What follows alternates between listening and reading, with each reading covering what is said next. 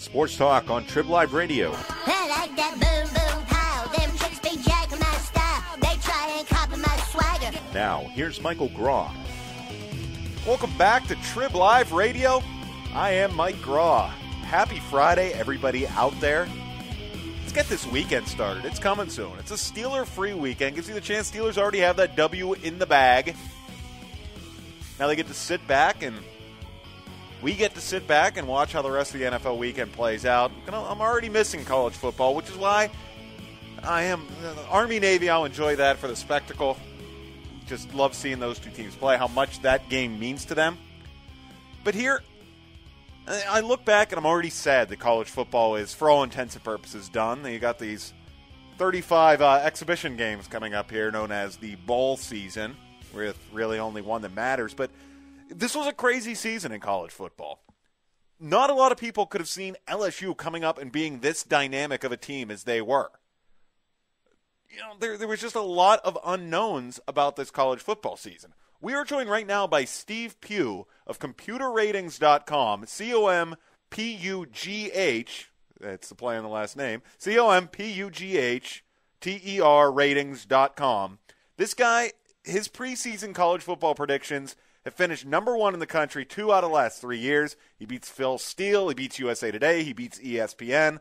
Beats the Sporting News. This guy was one who was able to make some of these predictions accurately, and he joins us now. Steve, thanks for taking the time to join us. How are you today? Hey, I'm doing great. Thanks for having me, Mike. Can you explain a little bit of your? Well, let's not get ahead of ourselves. When this season started, who did you predict would end up being in the national championship game for college football?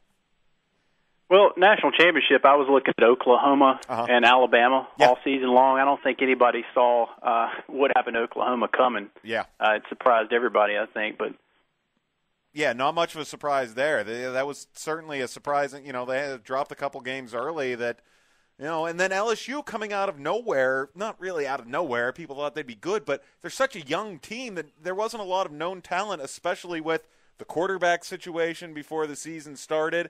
Can you tell us a little bit about your methodology in making your picks?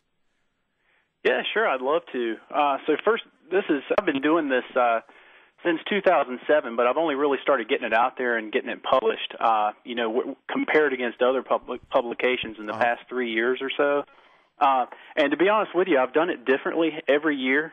So, just changing it up a little bit. But one thing that I try to look at every time is really it's three factors that I look at. One is a historical factor. Okay. Just looking at the program history and the overall prestige of the football programs. And then I also look at a trend factor, whether or not the team is trending up or down over recent years, like, say, the past 3-4 years, where you've got some student athletes who are still there, and they were there 3 years ago. Sure. And then I think really most importantly, you can't do everything with a computer. There's got to be a human factor involved, what it is that humans know that computers can't possibly know. And the best example that I mentioned to John Steigerwald back in August was Cam Newton leaving Auburn. I mean, a computer's not going to know that happened, but we all knew that was, Auburn was going to take a pretty significant hit. And so I started them out, I think, 29th, I believe, at the beginning of this season. I'm looking at your the rankings as of Sunday, December 4th on the website, ComputerRatings.com, with P-U-G-H in there and computer. But I'm looking at this. I see that you've got Oklahoma State ranked second now? You would have preferred seeing Oklahoma State in the national championship game?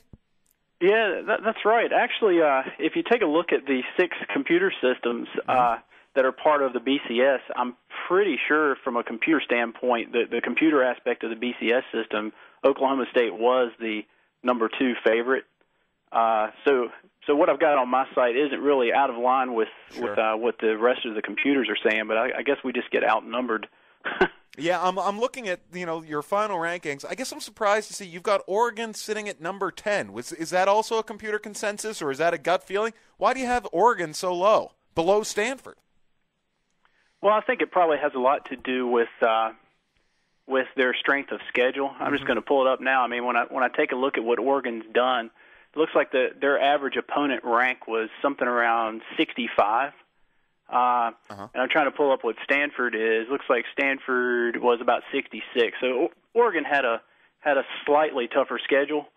than Stanford, but really that's pretty negligible, between 65 and 66. But I think I'm not really surprised to see them down there with 2 losses, to be honest. Houston plummeting all the way down to number 20. Where were they before the loss to Southern Miss in the Conference USA Championship game? I think the highest I had them, I want to say, is 15th. Is that right? Yeah. What kept Houston down for so long, even though they were undefeated and running that dynamic offense with Case Keenum? Is it just the conference they play in? Big detriment for them there? Yeah, that's pretty much it. But you mentioned the offense. I will say I did some comparisons last night, and I found that to my surprise, they actually had the better offense over Oklahoma State in terms of points scored per game. They took the prize over Oklahoma State, which I was kind of surprised by that. Yeah. But again, their quarterback coming back from an injury is another thing that someone, a friend of mine at work, pointed out to me early in the season that a lot of people didn't factor into it that he was gone last year due to injury and was back again this year. So they had a great year back in 2009 and kind of took a dive in 2010 and then came back this year. I also say you don't just do college football on computerratings.com. You have, your rankings for the NFL, the NBA, MLB, NHL. Obviously, Green Bay sitting on top of the NFL rankings. Where do you put the Pittsburgh Steelers at this point? Pittsburgh. Right now I've got them at 4th, 9-3, and I think, a lot of folks are probably surprised about the rivalry between Pittsburgh and Baltimore, and I've got Baltimore ranked higher. But if I'm not mistaken, Baltimore won that at the beginning of the season. Twice. Isn't that right? Beat them both times they played this year. Yeah, that makes sense. That's right. Yeah. So are you starting already this year compiling your college football rankings for next year? Are you looking that far ahead, or do you wait? Or when do you start this practice of creating your rankings?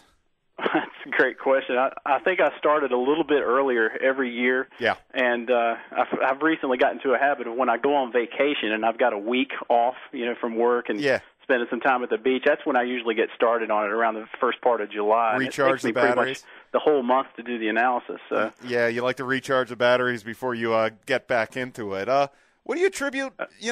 What do you attribute the success that you've had? I mean, beating these guys out 2 out of the last 3 years. Is there something about your formula that's just gets it done better than some of these other guys?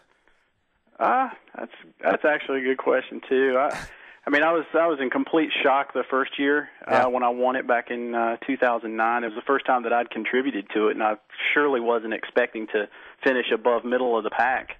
So I was pretty surprised. And then last year I did finish middle of the pack, so I convinced myself maybe it was just beginner's luck. Yeah. But came back this year pretty strong. I was actually shocked again this year to find out that I finished first. So.